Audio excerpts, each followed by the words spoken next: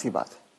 तो अब जो आदमी 75 का हो गया, उसने खुद अपनी लंबी उम्र की तैयारी ही नहीं करी, और जब उसने कोई तैयारी खुद नहीं करी है तो उसका परिवार या उसके समाज उनको कैसे तैयारी, वो कैसे तैयारी करेंगे? तो आपका ये कहने का मतलब है कि पहले तो शायद वो 60 साल तक जीता तो बहुत बड़ी बात थी, तो जब तक वो कमा रहा था वो जी रहा था, अब वो 80 साल तक जी रहा है। तो इसके जो परिणाम है वो भी इकोनॉमिक एंगल मुझे समझाइए।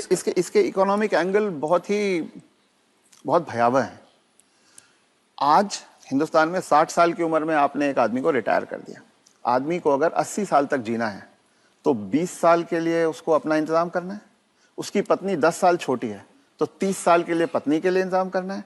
औरतें आमतौर पे 5 से 7 साल ज्यादा जीती हैं, तो 35 साल के लिए उसे अपनी पत्नी के लिए फाइनेंशियल इंतजाम करना है और 20 साल के लिए खुद के लिए इंतजाम करना है।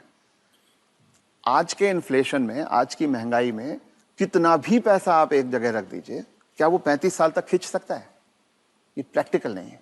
और जैसे जैसे उम्र बढ़ती जाती है उनके बच्चों की उम्र भी बढ़ रही है जी। जो आज 70-75 का होगा, बच्चे भी तो 50-55 के हो रहे होंगे। वो अपना बुढ़ापा देखेंगे, वो अपनी लड़की की शादी देखेंगे, वो अपने मकान की किस्त चुकाएंगे। तो जो पीढ़ियों के बीच की जो दूरियां हैं वो बढ़ती जाती हैं। ये इकोनॉमिक वजह से बढ़ रही है। इकोनॉमिक वजह से बढ़ रही हैं।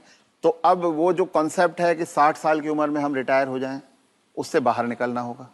जब तक शरीर साथ देता है काम करते रहना है और 2 पैसे कमाते रहना है जी। कुछ करके किसी तरह से अपनी आर्थिक स्वतंत्रता को कायम रखना चाहिए, जितने ज्यादा से ज्यादा समय तक हम रख सकते हैं।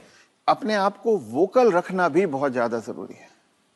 अगर मेरी परवाह मेरे परिवार वाले नहीं कर रहे हैं और अगर अड़ोसी पड़ोसी इस बात को जान जाएं तो कोई भी बुजुर्ग कभी भी किसी परेशानी का सामना नहीं करता, क्योंकि तो चुप ना रहें। चुप रथ ना साहब रहें। ये कह रहे हैं कि चुप ना रहें। अगर आपके बच्चे आपके साथ व्यवहार ठीक नहीं कर रहे हैं सबको बताएं। तो आप सबको बताएं। जी।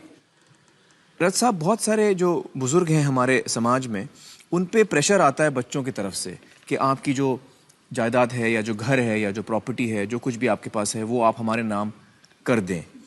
इस पे आप कुछ टिप्पणी देना चाहेंगे? पहला ये कि किसी भी हालत में आपके पास जो भी धन संपदा है, जो भी आपके पास आर्थिक साधन है, वो जब तक आप और आपकी पत्नी जीवित हैं किसी और के हाथ नहीं जाना चाहिए। कितना भी प्यार करते किसी के नाम पे नहीं जाना किसी चाहिए। बच्चे, किसी बहू, किसी पोते, किसी के नाम पे ना जाए, कितना भी आप प्यार करते हो। क्योंकि जब तक अगली पीढ़ी को पिछली पीढ़ी का सामान कुछ मिलता नहीं है तब तक वो उनकी इज्जत करते रहते हैं। वो हाथ पांव भी दबाएंगे, वो अस्पताल भी ले जाएंगे, वो दवा दारू भी करेंगे। और वो ही माँ बाप सबसे ज्यादा सफर करते